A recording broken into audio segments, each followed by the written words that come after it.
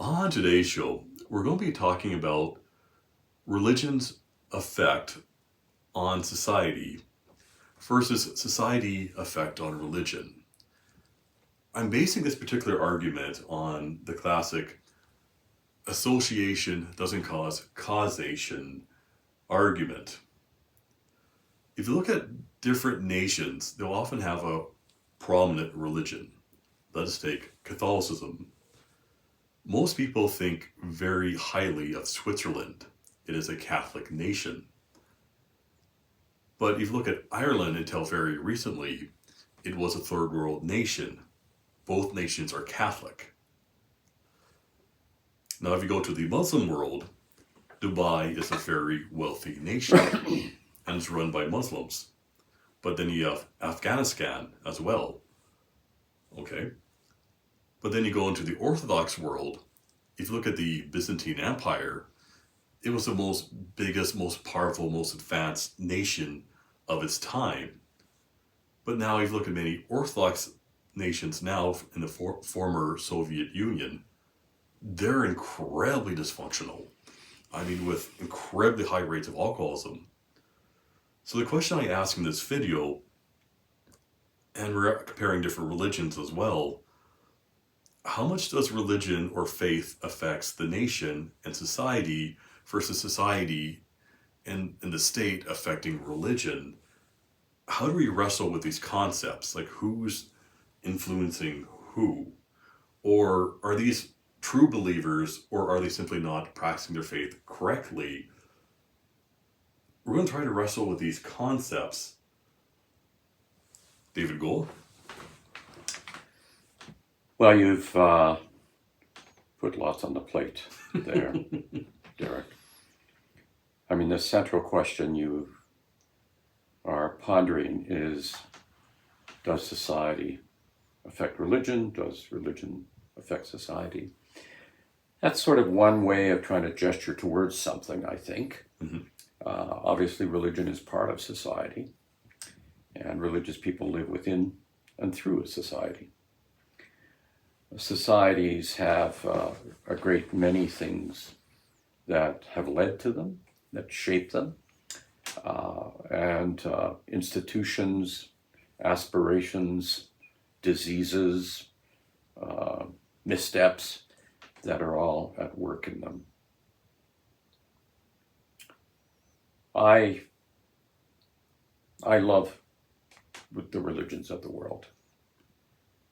The religious traditions of the world, I think, are remarkable. All of them are remarkable. They're deep and profound, and they're also complex. Mm-hmm. They are the religious life, because the religious life is about meaning,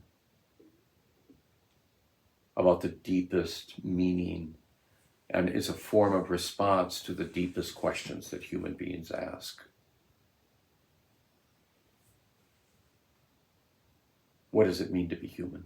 Mm-hmm. Why was I born? Why do I suffer? Am I loved? Can I live to love? You know, these ubiquitous, deep questions that human beings ask. Religion, I often like to think of religion as being at the center of the onion. It's these questions and the responses to these questions, stories, ideas, images, all associated with these matters, and that society grows up around them, new layers to the onion, informs in some ways, deforms in other ways. So there isn't a direct kind of issue here. The illustrations, the examples you give are largely through the prism of economics. Okay. And of course, my own view is that economics, well, a significant measure for a society, is by no means ultimate. The happiest societies in the world are not any of those that you mentioned. They're societies in which people live and orient themselves towards other things other than what modern our modern economic world would see as central. And I would also suggest that religions in general don't see what our society offers up in terms of its economic teaching, don't see that as central. They see it as important because it has to do with wealth and poverty, but it's not central.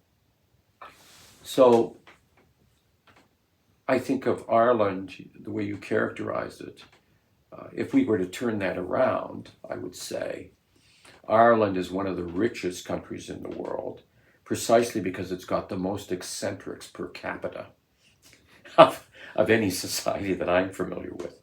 I was in Dublin one time, and every third person you met was an eccentric. It's one of the things I like about the Orthodox Church, is that there's so much difference, and there's such a range, and to me that's really healthy, as opposed to going to a church which is the same class of people that all live in the same suburb, that all earn income in the same bracket. So it's a question about what we think health is. But to the heart of your question, on the one hand, the great religions of the world have given,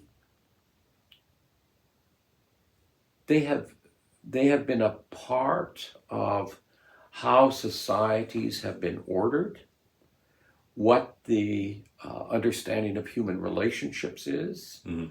They never win that. They're never the only voice, but they're part of it.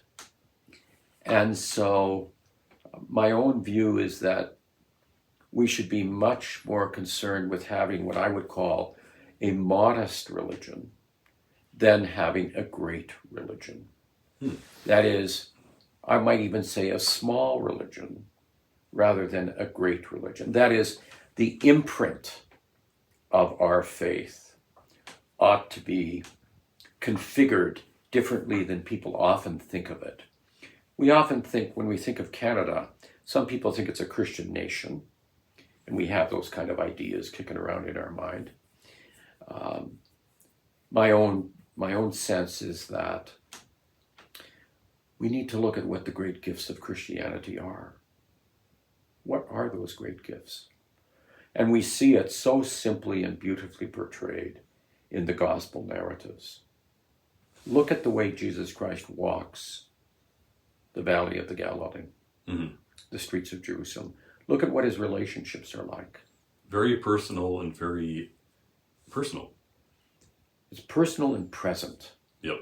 And it's responsive to the conditions of all people. And it's responsive to them, not with judgment, but calling them to their deepest self as God created them to be.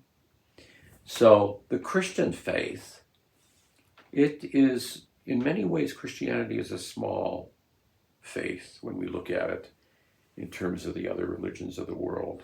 We're not to build empires. Right. We're not to get obsessed with building the Its biggest central, cathedral. its central concern is, who do you say that I am? And that's, anytime we ask that question, who do you say that I am? Jesus Christ's question. It's also the question, who do you think you are? Because Jesus Christ was the incarnation. Jesus Christ was the fullest expression we have of what it means to be a human being. So when we ask that question, we're really asking a question also about ourselves. What does it really mean to be human?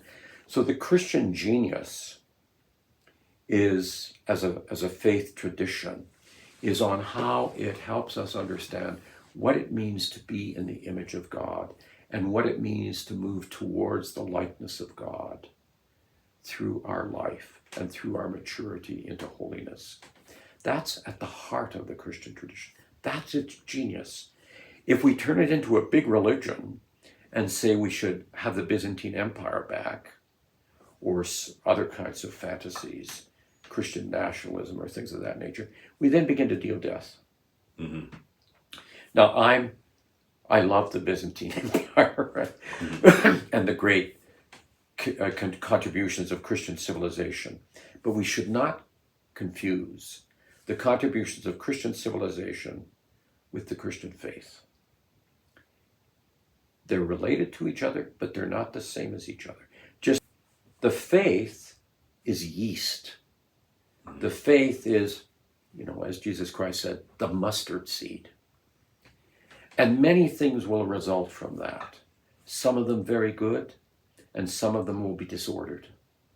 And that's normal, because human life is dynamic. But we are called, in our tradition, in our faith, we are called to be that mustard seed. We're called to be the yeast. We're called to be the light. We're not called to be the whole loaf. We're not called to have all these Christian institutions as if somehow they were the point. We're called to be the yeast in the midst of what unfolds in our society, in our culture, at this moment in history. So as an Orthodox Christian, I can be walking through another nation that's composed mostly of people with a different religion or no religion. I can be the yeast. Without any desire for control, without any desire of running a university. Look at Jesus Christ. Look at how he walks through the world. He calls forth the depths of the human heart so that everyone who he talked with suddenly awakened to the fact that they were not to be defined by their leprosy. They were not to be defined by their blindness or their dumbness, not to be defined by their demons, not to be defined by their moral missteps. They were the image of God. They were the image of God. And he blessed them and called them forth to that. So sometimes we get a little confused, I think. Mm-hmm. We think the purpose is somehow to make our Christian institutions grow. I love our Christian institutions, and I want to see them flourish. But that's a separate matter from the gospel. So you can walk through the streets of any country, any place in the world, and to the degree that you are present to the people that are there, to the degree that you are present to them and not presuming about them, to the degree that you see them as the image of God, you bless them. You call them by name. And you are part of the Holy Spirit making a moment of communion.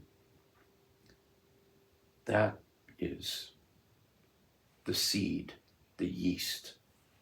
And these matters of Christian civilization, which I spent my life studying and have enormous regard for, the question of Christian culture, those are all worth talking about, but they're not to be confused with the matter of what you and I are called to by the rabbi from Nazareth, who showed us finally what it means to be human and what it means to live in thanksgiving in a Eucharistic way, because we